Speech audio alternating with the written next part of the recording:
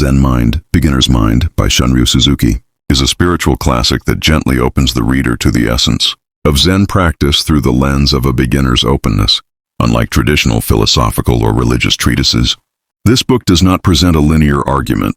Instead, it unfolds like a series of contemplative talks, offering wisdom in short, profound bursts.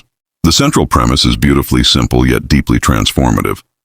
In the beginner's mind, there are many possibilities, but in the expert's mind there are few. The book is divided into three main parts: right practice, right attitude, and right understanding, each echoing the Zen philosophy that wisdom is not accumulated but lived through presence, simplicity, and humility. Part 1. Right practice.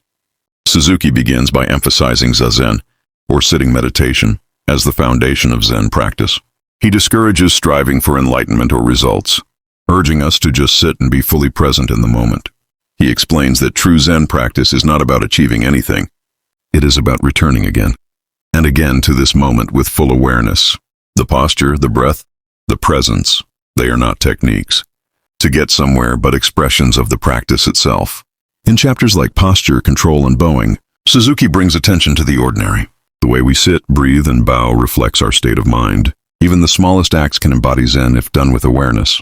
The lesson is that spiritual insight is not separate from the physical body. It flows through our flesh and bones in the simplest acts. In breathing, Suzuki highlights how natural breath is a mirror of our mind. Rather than controlling the breath, we allow it to flow naturally and become deeply attuned to it. This leads to harmony with the universe.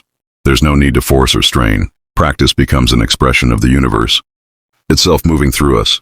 In Mind Waves, he introduces the idea that our thoughts, like waves on the surface of the ocean, are natural and impermanent. The goal is not to stop thinking, but to see thoughts as they are, ephemeral, passing, not our true identity. The deeper awareness lies beneath these waves, in the still ocean of consciousness, through nothing special. Suzuki drives home a key Zen idea. Enlightenment is not a peak to reach, but our natural condition when the self is set aside. The beginner's mind is free of pride, expectation, and judgment. It is humble and open and therefore fully alive. Part 2. Right attitude.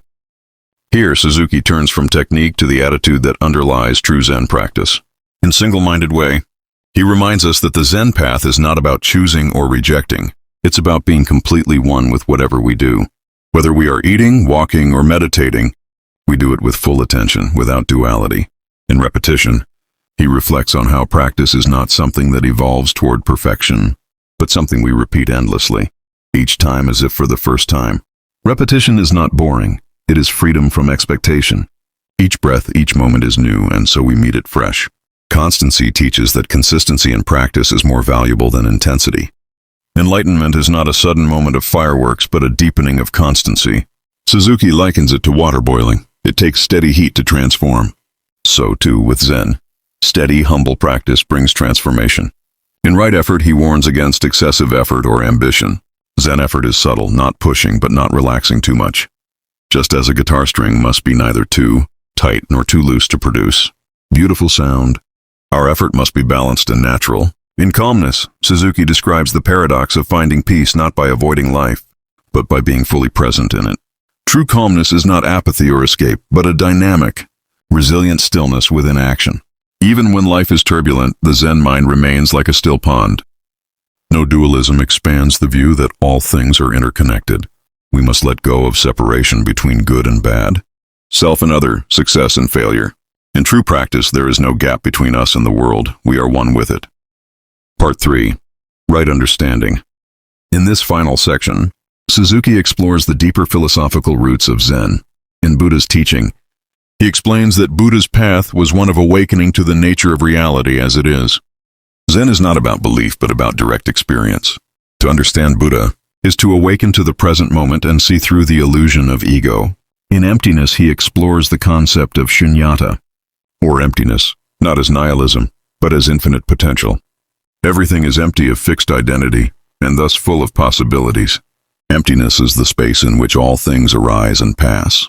To realize this is to be free. In Readiness Mindfulness, he shows that true Zen is not practiced only on the cushion, but in every breath and moment. When we are fully aware, we are ready for whatever arises. Mindfulness is the gateway to awakening, available always, not later. and beyond consciousness. He delves into the realm beyond thinking and awareness, the ground of being itself. Zen Mind is not bound by concepts or language. It is pure experience before the mind cuts it into labels. This is the most mysterious and profound part of the book, where Suzuki points to what cannot be said, only lived. In transiency, he concludes with the insight that all things are impermanent, and that understanding this is liberation.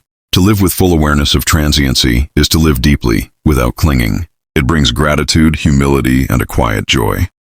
Final reflection. The lasting message of Zen Mind.